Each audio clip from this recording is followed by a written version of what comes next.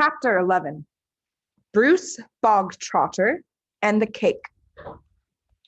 How can she get away with it? Lavender said to Matilda. Surely the children go home and tell their mothers and fathers. I know my father would raise a terrific stink if I told him the headmistress had grabbed me by the hair and slung me over the playground fence. No, he wouldn't, Matilda said, and I'll tell you why. He simply wouldn't believe you. Of course he would. He wouldn't, Matilda said, and the reason is obvious. Your story would sound too ridiculous to be believed, and that is the Trunchbull's great secret. What is it? Lavender asked. Matilda said, never do anything by halves if you want to get away with it. Be outrageous. Go the whole hog. Make sure everything you do is so completely crazy, it's unbelievable. No parent is going to believe this pigtail story. Not in a million years. Mine wouldn't. They'd call me a liar. In that case, Lavender said, Amanda's mother isn't going to cut her pigtails off. No, she isn't, Matilda said. Amanda will do it herself. You see if she doesn't. Do you think she's mad? Lavender asked. Who? The Trunchbull. No, I don't think she's mad, Matilda said, but she's very dangerous. Being this school is like being in a cage with a cobra. You have to be very fast on your feet. They got another example of how dangerous the headmistress could be on the very next day. During lunch, an announcement was made that the whole school should go into the assembly hall and be seated as soon as the meal was over. When all of the 250 or so boys and girls were settled down in assembly, the Trunchbull marched onto the platform. None of the other teachers came in with her. She was carrying a riding crop in her right hand. She stood up there on center stage in her green breeches, with her legs apart and riding crop in hand, glaring at the sea of upturned faces before her. What's going to happen? Lavender whispered. I don't know, Matilda whispered back. The whole school waited for what was coming next. Bruce Bogtrotter, the Trunchbull barked suddenly. Where's Bruce Bogtrotter? A hand shot up among the seated children. Come up here, the Trunchbull shouted, and look smart about it. An 11-year-old boy, who was decidedly large and round, stood up and waddled briskly forward. He climbed up on the platform. Stand over there, the Trunchbull ordered, pointing. The boy stood to one side. He looked nervous. He knew very well he wasn't up there to be presented with a prize. He was watching the headmistress with exceedingly wary eye, and he kept edging further and further away from her with little shuffles of his feet, rather as a rat might edge away from the terrier that is watching it from across the room. His plump, flabby face had turned gray with fearful apprehension. His stockings hung about his ankles. This clot, boomed the headmistress, pointing the riding crop at him like a rapier. This blackhead, foul carbuncle, this poisonous pustule that you see before you is none other than a disgusting criminal, a denizen of the underworld, a member of the mafia. Who, me? Bruce Bogtrotter said, looking genuinely puzzled. A thief, the Trunchbull screamed. A crook, a pirate, a brigand, a wrestler. Steady on, the boy said. I mean, dash it all, headmistress. Do you deny it, you miserable little gumboil? Do you plead not guilty? I don't know what you're talking about, the boy said, more puzzled than ever. I'll tell you what I'm talking about, you supplanting little blister, the Trunchbull shouted.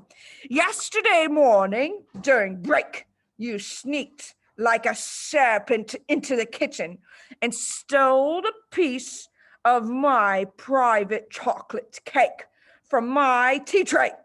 That tray had been prepared for me personally by the cook. It was my morning snack. And as for the cake, it was my own private stock. That was not a boy's cake.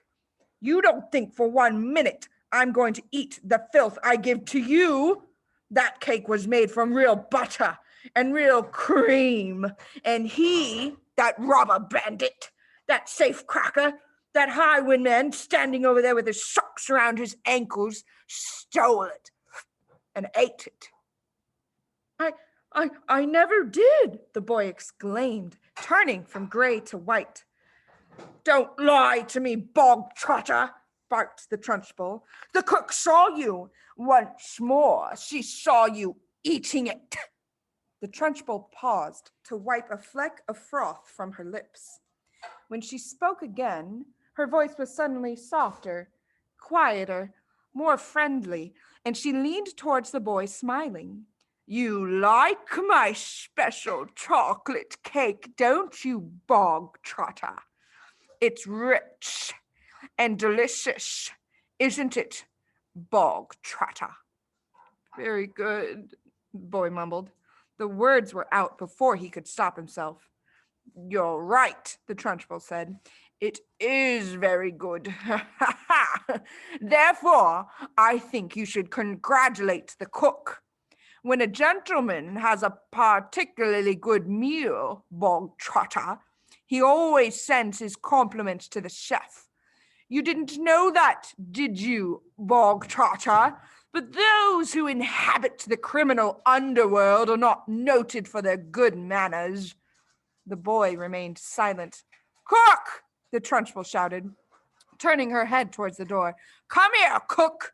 Bogtrotter wishes to tell you how good your chocolate cake is.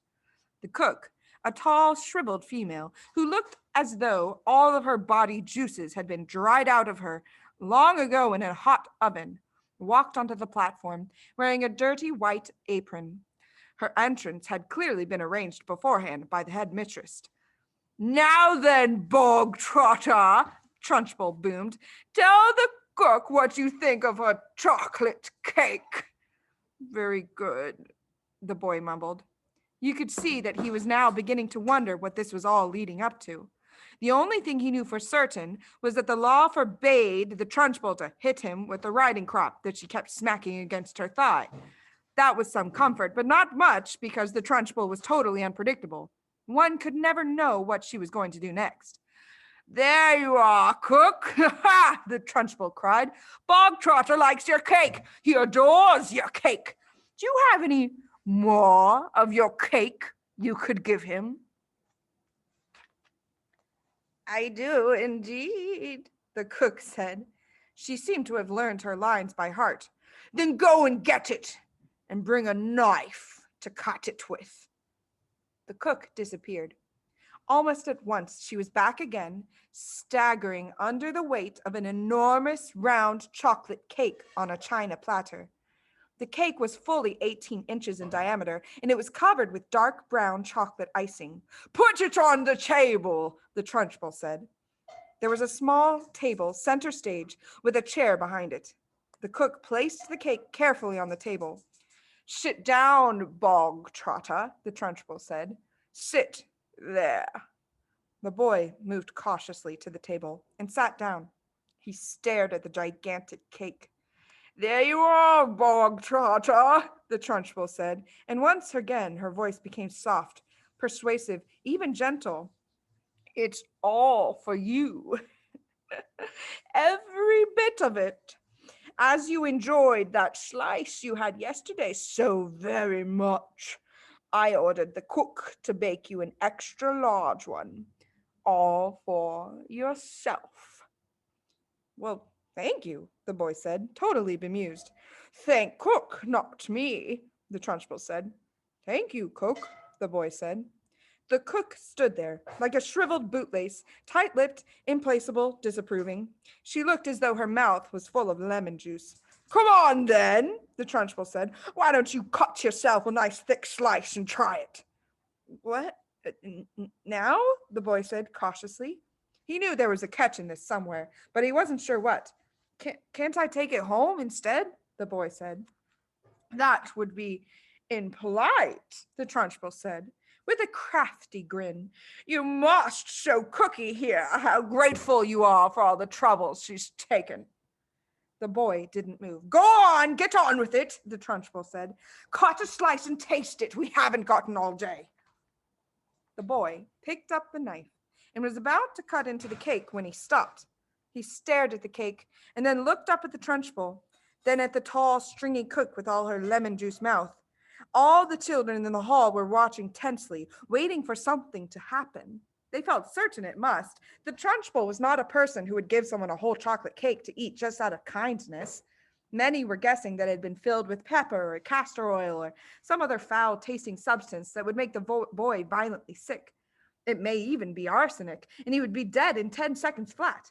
Or perhaps it was a booby-trapped cake, and the whole thing would blow up the moment it was cut, taking Bruce Bogtrotter with it. No one in the school put it past the Trunchbull to do any of these things. "I don't want to eat it," the boy said. "Taste it, you little brat," the Trunchbull said. "You're insulting the cook." Very gingerly, the boy began to cut a thin slice of the vast cake. Then he levered the slice out. Then he put down the knife and took the sticky thing in his fingers and started very slowly to eat it. "It's good, isn't it?" the Trunchbull said. "Very good," the boy said, chewing and swallowing. He finished the slice.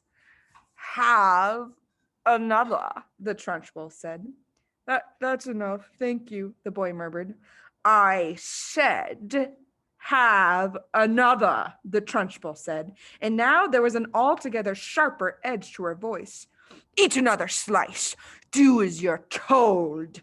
I don't want another slice," the boy said. Suddenly, the Trunchbull exploded. "Eat!" she shouted, banging her thigh with the riding crop. "If I tell you to eat, you will eat. You wanted cake, you stole cake. And now you've got cake. And what's more, you're going to eat it. You do not leave this platform, and nobody leaves this hall until you've eaten the entire cake that is sitting there in front of you.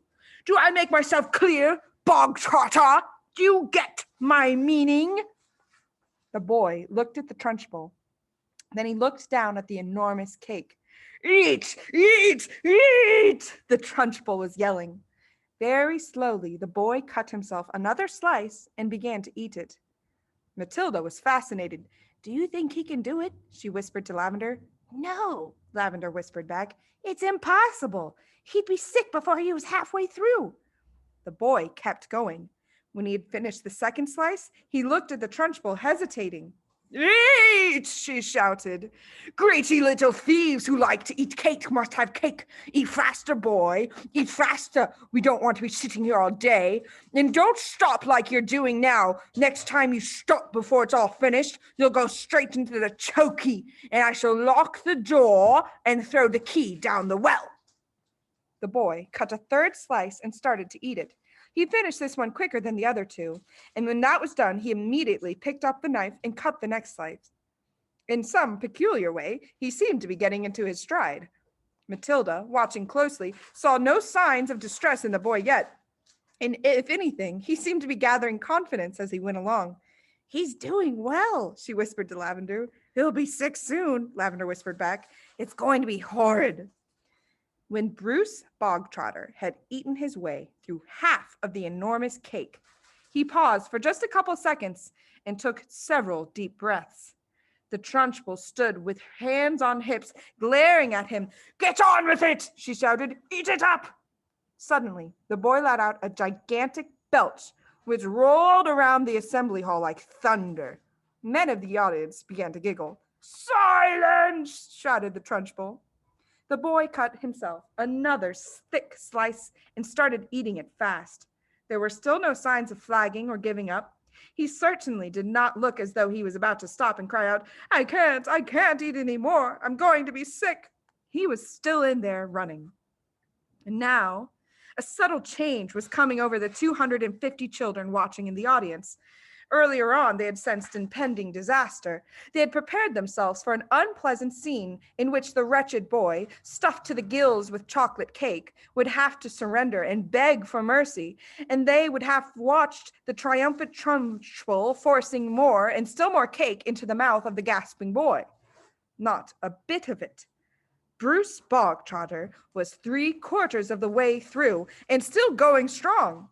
One sensed that he was almost beginning to enjoy himself. He had a mountain to climb, and he was jolly well going to reach the top or die in the attempt. What's more, he had now become very conscious of his audience and how they were silently rooting for him. This was nothing less than a battle between him and the mighty Trunchbull. Suddenly, someone shouted, "Come on, Bruce, you can make it!" The Trunchbull wheeled round and yelled, "Silence!" The audience watched intently. They were all thoroughly caught up in the contest. They were longing to start cheering, but they didn't dare. "I think he's going to make it," whispered Matilda. "I think so too," Lavender whispered back. "I wouldn't have believed anyone in the world could eat a whole cake of that size." "Miss Trunchbull doesn't believe it either," Matilda whispered. "Look at her. She's turning redder and redder. She's going to kill him if he wins." The boy was slowing down now. There was no doubt about that. But he kept pushing the stuff in his mouth with the dogged perseverance of a long-distance runner who must have sighted the finish line and knows he must keep going. As the very last mouthful disappeared, a tremendous cheer rose up from the audience, and the children were leaping onto their chairs and yelling and clapping and shouting, "Well done, Brucey! Good for you, Brucey! You've won a gold medal, Brucey!" The Trunchbull stood motionless on the platform. Her great horsey face had turned the color of molten lava, and her eyes were glittering with fury. She glared at Bruce Bogtrotter, who was sitting on his chair like some huge overstuffed grub, replete, comatose, unable to move or to speak. A fine sweat was beading on his forehead, but there was a grin of triumph on his face. Suddenly, the Trunchbull lunged forward and grabbed the large empty china platter on which the cake had rested. She raised it high in the air and brought it down with a crash right on the top of the wretched Bruce Bogtrotter's head, and pieces flew all over the platform. The boy was now so full of cake, he was like a sack full of wet cement, and you couldn't have hurt him with a sledgehammer. He simply shook his head a few times and went on grinning. "Go to blazes!" screamed the Trunchbull, and she marched off the platform, followed closely by the cook.